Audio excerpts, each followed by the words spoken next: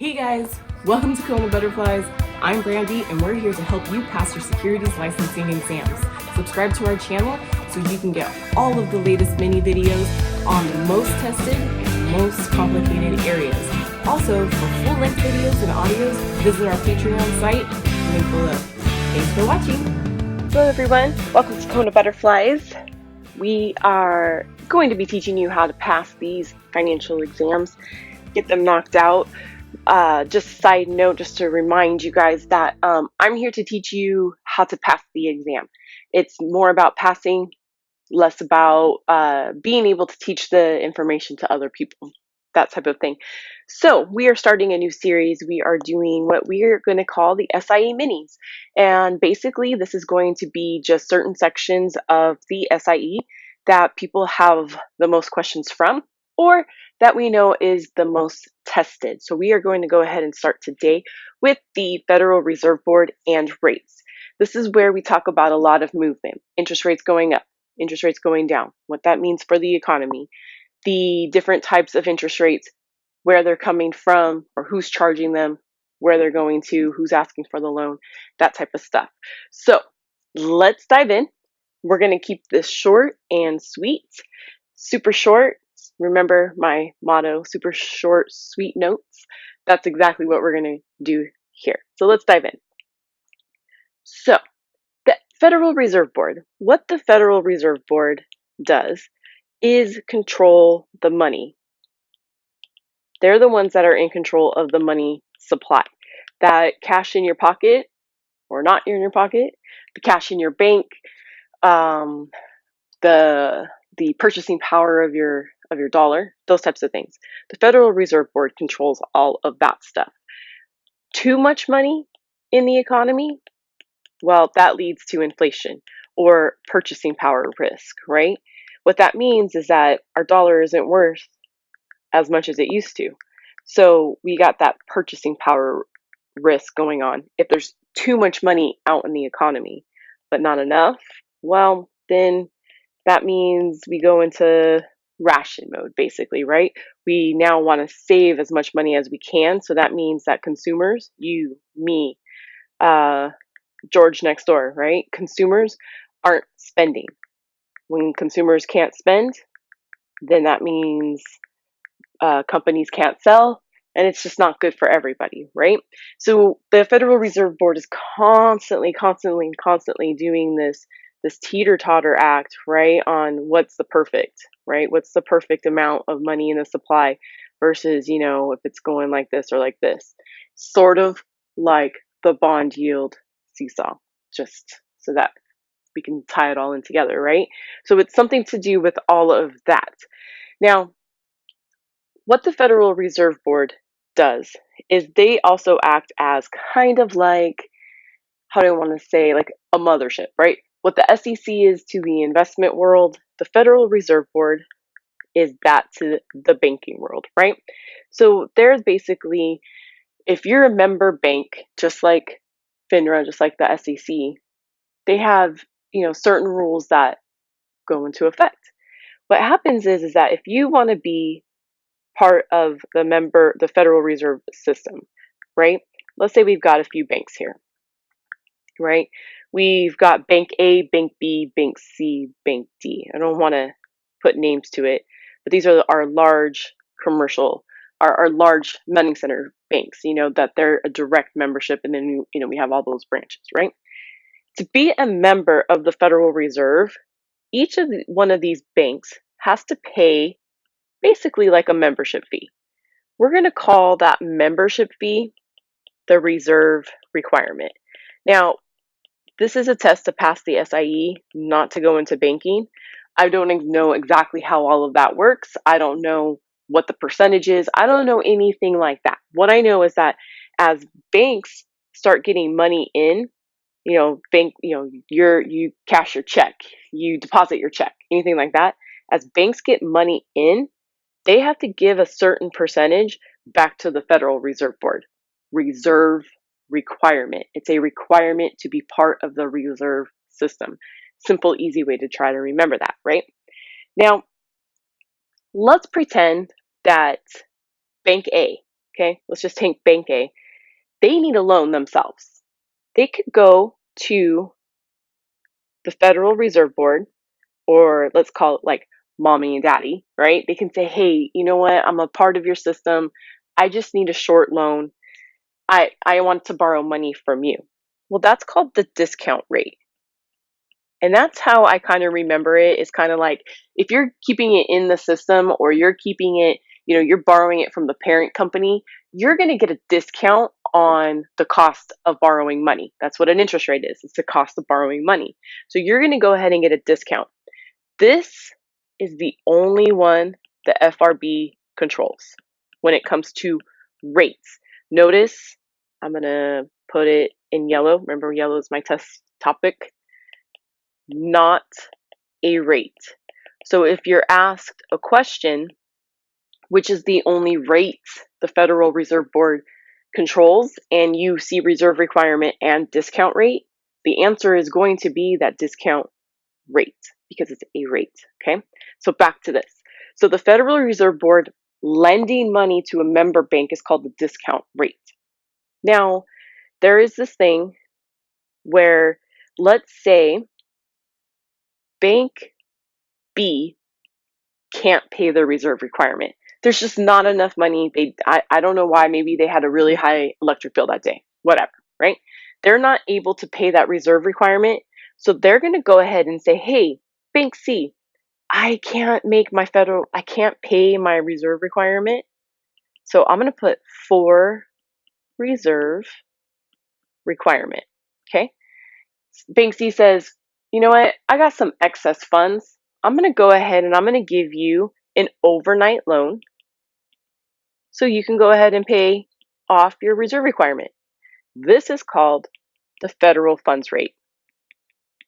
Now, I can almost guarantee that that question that says, which of the following is the only rate that the Federal Reserve Board can control? Federal funds rate will be on there. Why? Because that's going to be your go-to, right? But no, it's because the money is used to pay the Fed. That's why bank to bank charges the federal fund rate. So remember, bank to bank. Let's go back over here to that discount rate. This is Fed to bank. Okay. Now let's say I'm a large corporation. I'm the ABC Corporation. I don't want to take out a bond.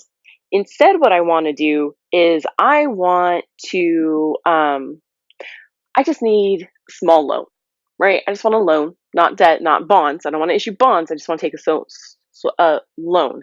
Well, Bank C, large commercial money center bank, is going to go ahead and they're going to say, all right, ABC Corporation, I'll go ahead and I'll loan you some money.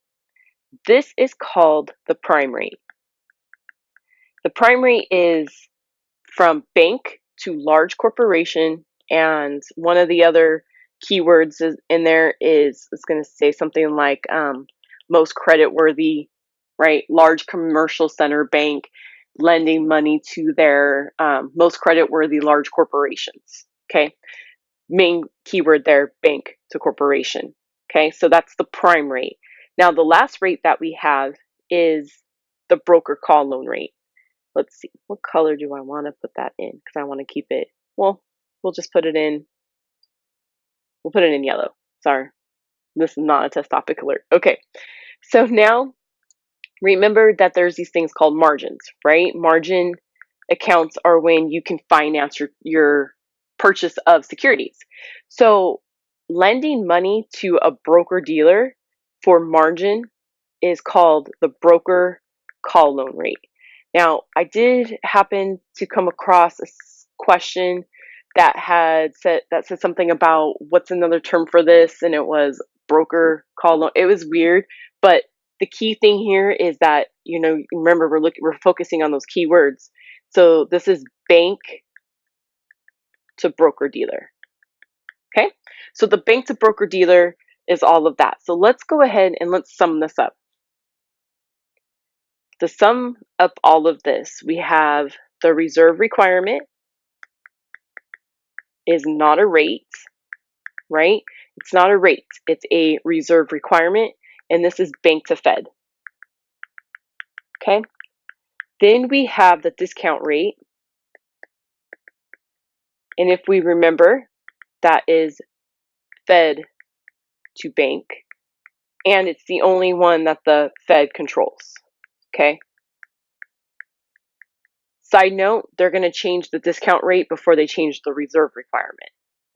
The federal funds rate, the one that they like to try to confuse you on, this is, what is it to? Who and from? To, who's it from and to? That's right, if you said bank to bank, right? Bank to bank, small overnight loans, okay? The other one is that prime rate. That prime rate, again, bank, doesn't matter if it says large money center, doesn't matter how they say it, they're gonna say bank in there somewhere. Two, doesn't matter if it says large corporation or just corporation. And then lastly, we have the broker call loan rate. Luckily, they use these terms when broker, obviously, right? Because this is a securities license. But also, if you pay attention to the margin section, they talk about call requirements, right? That you have a call, you don't meet your call requirement, then they can freeze your account for 90 days. Well, guess what? That's exactly what this is for. Okay, so bank to broker dealer. So that's a good summary. Now let's go ahead and why would the feds change the interest rates, right? So let's wrap it up with why we're going to be changing the interest rate and the Federal Open Market Committee, right? So Business 101, or actually I think it was like Pricing 101, a few years ago, won't say how many, best professor ever, stuck with me forever. Why do companies increase the price? Because they can. Why do they lower the price? Because they have to. Same with interest rates, because remember, an interest rate is the cost of borrowing money, right? If we can remember that, all of this makes more sense. So the cost of borrowing money is what we call the interest rate, right?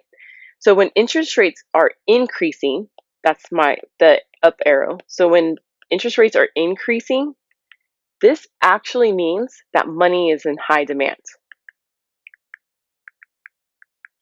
right? There's a lot of money out there. There's not a lot of money out there. It's in high demand. We raise the price because we can raise the price, right?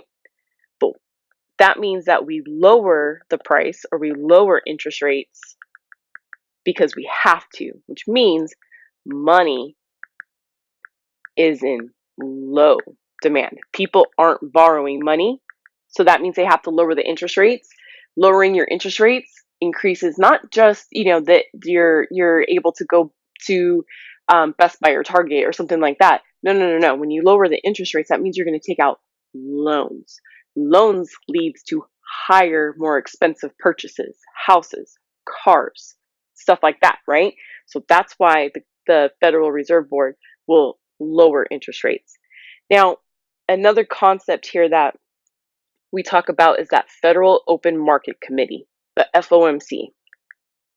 What they do is they buy, and you're going to see it on the exam as treasuries, or you're going to see it as securities. Either way, it's the it's the Federal Reserve Board buying and selling treasuries because why? They're safe in the open market. So they're going to the New York Stock Exchange and they're trading with you, basically, right? So when they're buying securities, when they're buying those treasuries, what they're doing is they're putting money out in the marketplace. They're putting money in. So they're going to be expanding the economy. Okay. Recent news reports talked about how the Federal Reserve Board pushed about double-digit billions into the economy. This is exactly how they did it. Now, if they're selling, that means now they're selling their treasuries. Well, let's see. If I am selling, that means I'm taking your money and I'm giving it to myself. I'm giving it to me. So that means they're taking money out of the economy. Money's coming out of the economy. And why would they do that? So they can contract it. There's too much money out there. The dollar is losing its purchasing power. So now we're going to have to limit that supply. So that's exactly why they would change interest rates. Okay, so interest rates going up, again, money is in high demand. There's not enough out there. We can increase the price because we can increase the price. But now if interest rates are lowering, that means money is in low demand. So they're going to go ahead and lower that. So that's, again, to influence purchases of anything that you would need a loan for. Thank you everyone for tuning in to our SIE mini, right? Our SIE mini session here. If you have any questions or anything that you would like to see in the future, go ahead and hit us up on Patreon. So again, if you have any questions, leave me a comment, leave us a comment, Slack, Patreon, we're here for you, whatever you need. On that note, guys, I hope you have a wonderful day. Look forward to seeing you next time. Thanks. Bye-bye.